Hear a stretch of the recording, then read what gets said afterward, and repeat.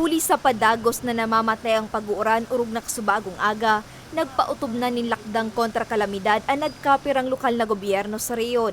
Siring sa Camarines Sur na pigsuspindi na ang klase sa bilog na probinsya. Nagkapirang lokal na gobyerno man sa Albay, Camarines Norte, Catanduanes, Asensor Sogon ang nag-abiso naman nin class suspension amay kasubago. Sigon sa opisina kan Office of Civil Defense Bicol, delikado para sa mga estudyante na maglaog pa sa eskwela urog na itong mga may aagya na spillway, salog o kaya naman may mga naitala ng pagrasay nin daga, mas maray na daan pag-ibitar sa katibadan.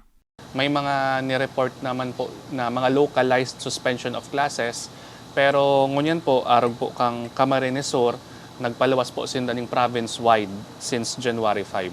So, until lifted po ining mga suspension na ini. Uminabot naman sa 40 pamilya o 128 individual ang ipig-ebakwar sa Camarines Sur huli kan pag-uuran. May mga insidente naman in pagbabaha sa 9 na lugar sa Albay, 8 sa Camarines Sur, asin 5 lugar man ang binaha sa Sorsogon. 7 mayor na tinampo naman sa Camarines Sur, asin Camarines Norte, ang dai maagihan.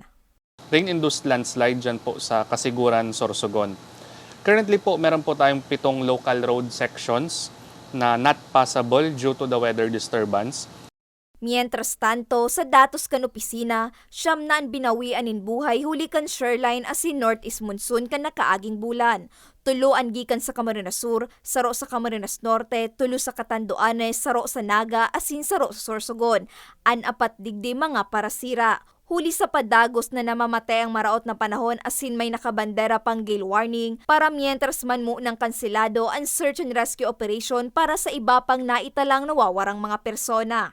Coastal communities and LGUs po natin all over Bicol ay naka-on alert naman po para if ever may information sila, pwede po nila ito maparating sa mga kasamahan natin mula sa Bantay Dagat, PNP, Philippine Coast Guard at sa local DRM office po. Apilar kan opisina sa publiko, ugalion pirmian pagantabay sa mga abiso kan nanunungdan nga ni makalikay sa diskwido. Para sa mga baretang tatak Bicol, Laorne Miranda.